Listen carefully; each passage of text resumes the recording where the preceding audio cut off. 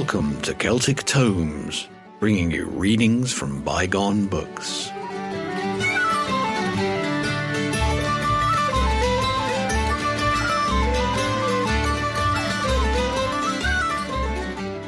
Welcome to Celtic Tomes, readings by Gary and Ruth from the classic books of Celtic lore and study.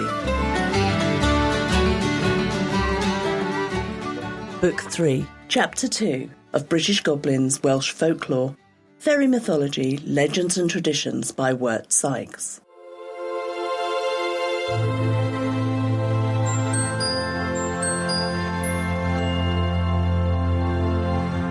Book 3, Chapter 2, Sundry Lenten Customs, including Mothering Sunday, Palm Sunday, Flowering Sunday, Walking Barefoot to Church, Spiritual Potency of Buns, Good Friday Superstitions, Making Christ's Bed, Bad Odour of Friday, Unlucky Days, Holy Thursday, The Eagle of Snowdon, New Clothing at Easter, Lifting, The Crown of Porcelain, Stocsio, Ball Playing in Churchyards, The Tump of Lies, Dancing in Churchyards, Seeing the Sun Dance, Calan Ebrill or All Fool's Day, Mayday, the Welsh Maypole, the daughter of llaw Ereint, and Carrying the Kings of Summer and Winter.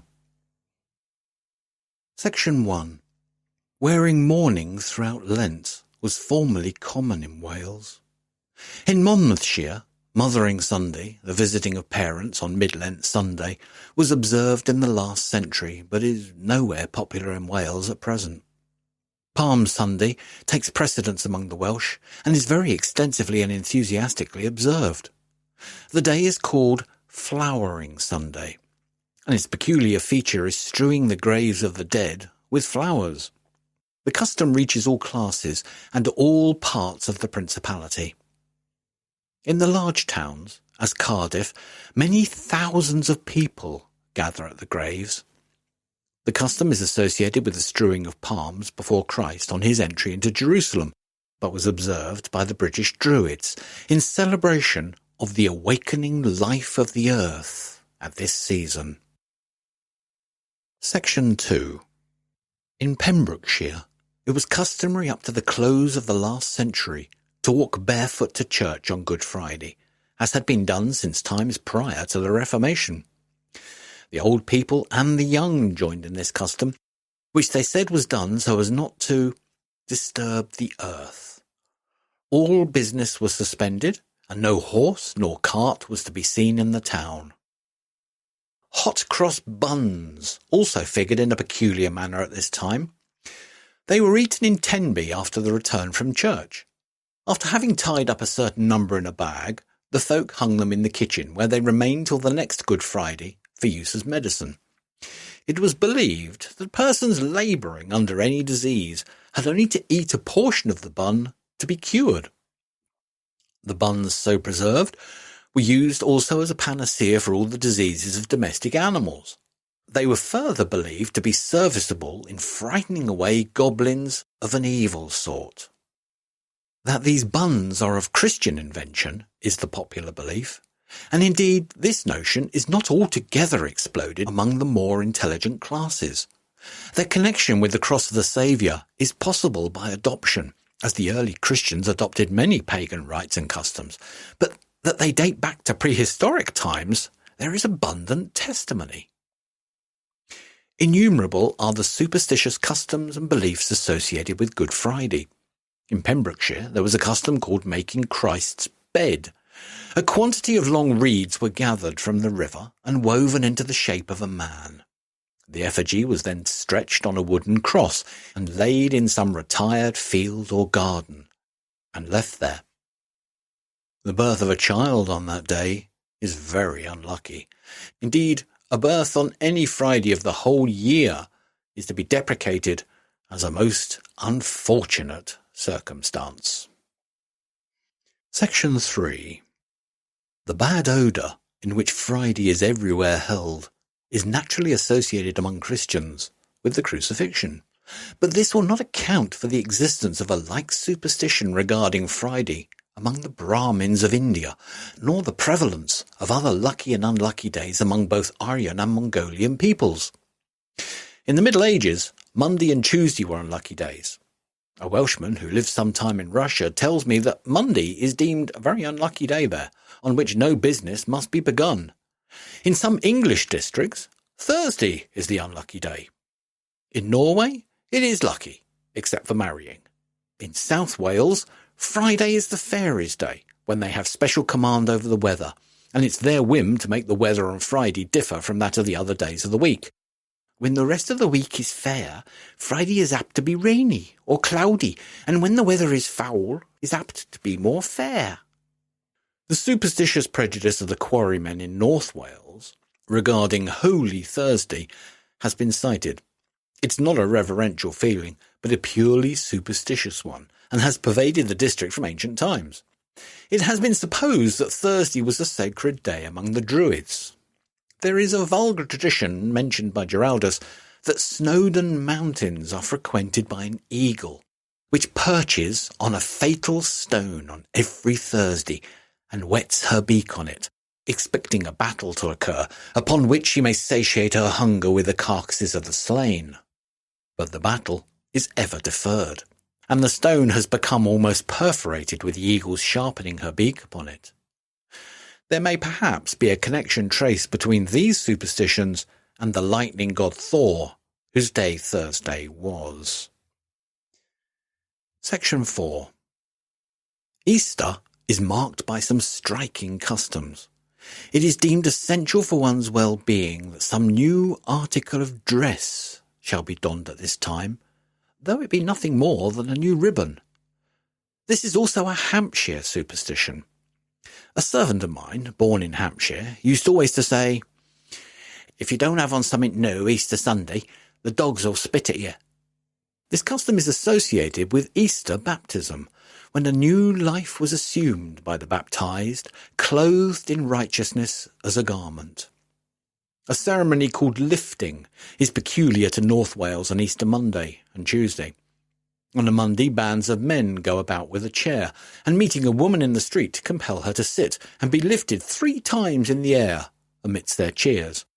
She's then invited to bestow a small compliment on her entertainers, and this performance is kept up till 12 o'clock, when it ceases. On Easter Tuesday, the women take their turn and go about in like manner lifting the men. It has been conjectured that in this custom an allusion to the resurrection is intended. A custom, the name of which is now lost, was that the village belle should on Easter Eve and Easter Tuesday carry on her head a piece of chinaware of curious shape, made expressly for this purpose, and useless for any other. It may be described as a circular crown of porcelain, the points whereof were cups and candles. The cups were solid details of the crown. The candles were stuck with clay upon the spaces between the cups. The cups were filled with a native beverage called bragawd, and the candles were lighted. To drink the liquor without burning yourself or the damsel at the candle was the difficulty involved in this performance. A stanza was sung by the young woman's companions, the last line of which was "Ragir Weinwen Loski ei Thalken," lest the maiden burn her forehead. Stocsio is an Easter Monday custom observed from time immemorial in the town of Aberconwy and still practised there in 1835. On Easter Sunday, crowds of men and boys carrying wands of gorse went to Pentwthill and there proclaimed the laws and regulations of the following day. They were to this effect: all men under 60 to be up and out before 6 a.m. All under 40 before 4 a.m.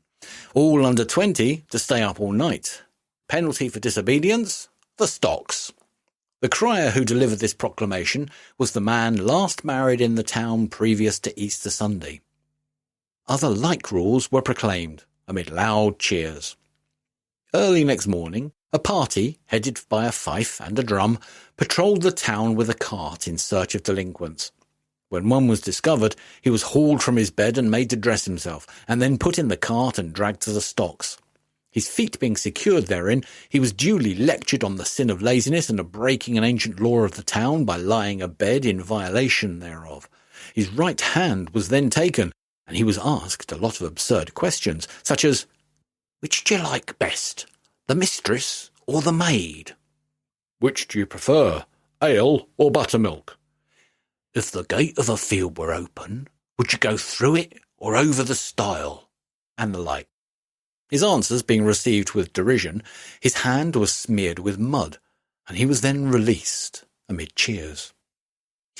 This sport, which might be impractical in a larger and less intimate community, is continued with the greatest good humour until 8, when the rest of the day is spent playing ball at the castle.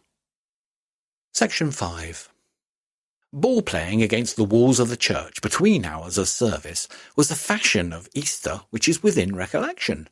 It was also common on the Sabbath day itself in many parishes, in the days when dissent was unknown, and parishioners had long distances to traverse on a Sunday. And that, too, with the sanction of a clergyman, and even his personal superintendence. Old people can remember such a state of things, when the clergyman gave notice that the game must cease by putting the ball into his pocket, and marched his young friends into the church. Nowhere less than in a custom like this would the ordinary observer look for traditionary significance. Yet there is no doubt our Easter eggs are but another surviving form of the same ancient rite. Before the Reformation, there was a Church of England custom of playing ball in church at Easter, according to Dr. Fosbrook, the dean and clergy participating. There were other sports and pastimes common alike to Easter and to the Sabbath day, which are full of curious interest. Some of them no doubt arose out of the social exigencies of sparsely settled neighbourhoods, which caused people to remain at the church between services instead of returning to distant homes. But a Druidic origin seems necessary to account for others. That the people should between services gather near the church to talk over the gossip of the day is natural enough, and is a phenomenon which may still be witnessed in remote parts of the United States. In St. Dogmaech's parish, Pembrokeshire, there is a Tump which bears the name of Cwnwch Celwydd, Widlicit, the Tump of Lies. Here were men and women formerly in the habit of gathering together on the Lord's Day in great crowds, and entertaining each other with the inventing and telling of the most lying and wonderful yarns they could conjure up, with the aid of an imagination spurred to exercise by rivalry and applause. The custom is discontinued, but there's still hardly a neighbourhood in Wales so rich in tales of fairies and other goblins. The custom of dancing in churchyards was common in many parts of the Principality in the early part of this century. At Aberedwy, Malkin saw a large yew tree in the churchyard, under which as many as 60 couples had been seen dancing at once. The dancing was not in that part of the yard consecrated to the dead, but on the north side of the church, where it was not the custom to bury. A tradition is preserved by Giraldus of a solemn festive dance which took place in the churchyard at St. Almeida's Church, Breconshire, on that saint's day. The dance was led round a churchyard with a song, and succeeded by the dancers falling down in a trance, followed by a sort of religious frenzy. This is believed to have been a druidical rite, described on hearsay by Giraldus, and embellished by him with those pious inventions not uncommon in his day. One of the customs of Easter, at a comparatively recent period in Wales, was getting the children up early in the morning to see the sun dance. This exercise the sun was said to perform at rising on Easter Day, in honour of the rising of our Lord. The sun was sometimes aided in this performance by a bowl of clear water, into which the youth must look to see the orb dance, as it would be dangerous to look directly on the sun while thus engaged. The religious dance of the ancient Druids is believed to exist in modern times in a round dance, wherein the figures imitate the motions of the sun and moon. The ball playing in church mentioned above was also accompanied by dancing. Section 6. The 1st of April is in Welsh called Calan Ebrill, and an April Fool, a Fool Ebrill. The similarity of English and Welsh words may be said to typify the similarity of observance. The universality of this observance among Aryan peoples would certainly indicate an origin in a time preceding the dispersion of the human family over the world. The Druids, tradition says, celebrated the revival of nature's powers in a festival which culminated on the 1st of April in the most hilarious foolery. The Roman Saturnalia, or Feast of Fools, perpetuated the rite, though the purpose of the Christian revelry may quite possibly have been to ridicule the Druidic ceremonies. The festivities of Mayday are in like manner associated with the powers of nature, whose vigour and productiveness were symbolised by the Maypole, around which village lads and lasses danced. The rites of love were variously celebrated at this time, and some of the customs locally have long survived the Maypole itself. The ordinance for the destruction of Maypoles in England and Wales, printed in 1644, declared them a heathenish vanity, generally abused for superstition and wickedness. Wherefore it was ordained that they should be destroyed, and that no Maypole should thereafter be set up, erected, or suffered to be within this kingdom of England or dominion of Wales. The Maypole in Wales was called bedwen, because it was always made of birch, bedw, a tree still associated with the gentler emotions. To give her a lover a birchen branch is for a maiden to accept his addresses. To give him a cochlin or hazel, the reverse. Games of various sorts were played around the bedwen. The fame of a village depended on its not being stolen away, and parties were constantly on the alert to steal the bedwen, a feat which, when accomplished, was celebrated with peculiar festivities. This rivalry for the possession of the Maypole was probably typical of the ancient idea that the 1st of May was the boundary day, dividing the confines of winter and summer, when a fight took place between the powers of the air, on the one hand striving to continue the reign of winter, on the other to establish that of summer. Here may be cited the Mabinogi of Culhwch yn Olwen, where it speaks of the daughter of llaw Ereint. She was the most splendid maiden in the 3 islands of the mighty, and in the 3 islands adjacent. And for her does Gwyn ap Nudd, the fairy king, fight every 1st of May till the day of doom. She was to have been the bride of Gwythyr, the son of Greidal, when Gwyn ap Nudd carried her off by force. The bereaved bridegroom followed, and there was a bloody struggle in which Gwyn was victorious, and which he signalised by an act of frightful cruelty. He slew an old warrior, took out his heart from his breast, and constrained the warrior's son to eat the heart of his father. When Arthur heard of this, he summoned Gwyn ap Nudd before him, and deprived him of the fruits of his victory. But he condemned the 2 combatants to fight for the radiant maiden henceforth for ever every 1st of May until doomsday, the victor on that day to possess the maiden. Section 8. In the remote and primitive parish of Dyfinog in Breconshire, until a few years since, a custom survived of carrying the King of Summer and the King of Winter. 2 boys were chosen to serve as the 2 kings, and covered all over with a dress of brigau bedw, birchen boughs, only their faces remaining visible. A coin was tossed, and the boy chosen was the Summer King. A crown of bright-hued ribbons was put upon his head. Upon the other boy's head was placed a crown of holly to designate the Winter King. Then a procession was formed, headed by 2 men with drawn swords to clear the way.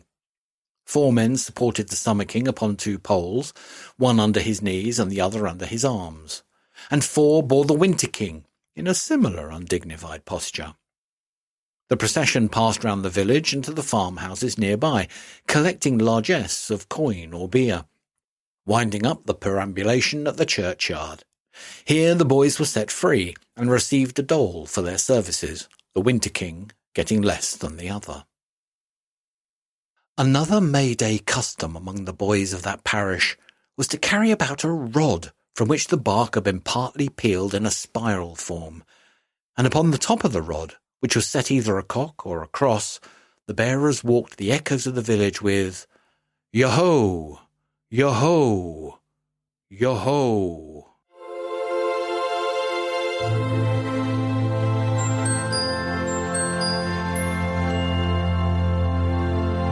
That was Book 3, Chapter 2 of British Goblins, Welsh Folklore, Fairy Mythology, Legends and Traditions by Wirt Sikes. A link to the full text can be found in the show notes at celtictomes.libsyn.com. That's LIBSYN.com. You can also find all of the names, place names, and other non-English words written down for you in the show notes in the order in which they appear in this reading. If you'd like to comment on this chapter, pop over to our show notes and join in or start a conversation. If you've enjoyed this podcast, why not try our sister podcast, the Celtic Myth Pod Show, which brings the stories of ancient Celts to life with narrative and drama, as well as bringing you modern Celtic music, stories and information. Find the Celtic Myth Pod Show in all the places where the best podcasts hang out, or on our website at celticmythpodshow.com. You've been listening to Celtic Tomes, read by Gary and Ruth.